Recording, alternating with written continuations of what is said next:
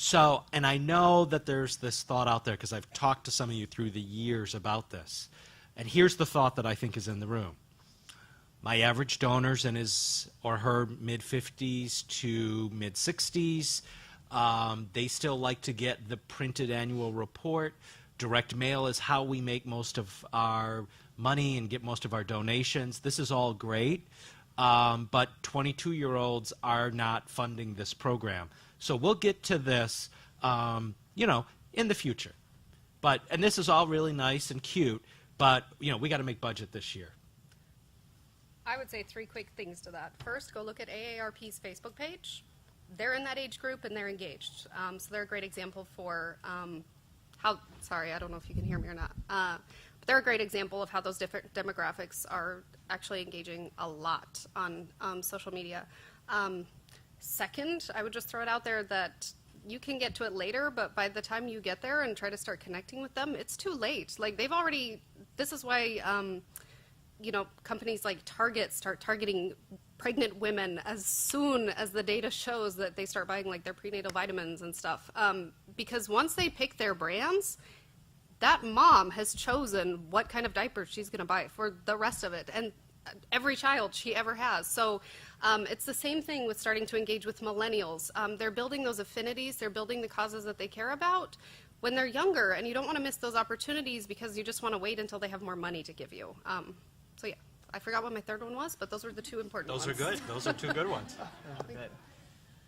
I think one of the challenges and what nonprofits face is an all or nothing. Well, I have these older donors that account for a lot of my money, so therefore maybe I shouldn't be on here at all. And one of the things we find is, first of all, much more affluent folks, even in the older age ranges, are more likely to use social media. Now, they may use it because they're looking at pictures of their grandkids, or in my parents' case, I think it's how they kind of stalk on the rest of the family and find out what everybody's doing. Mm-hmm. I was on the phone with my mom a couple weeks ago, and she said, I saw your friend Scott moved into a new apartment. And I was like, I didn't even know this, you know. She has like only 40 people she follows, so she reads every single thing. So it's important to figure out where they are and to reach them however you can.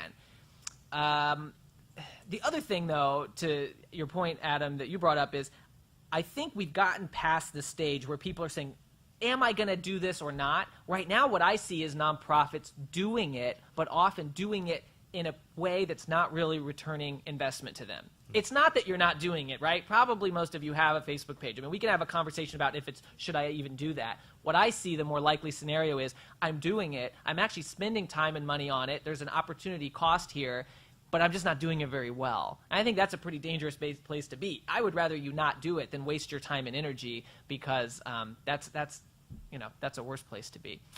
So I'll help answer my own question, which is it's estimated 40% of the workforce will be in the millennial age group by 2020, which is coming up very quickly.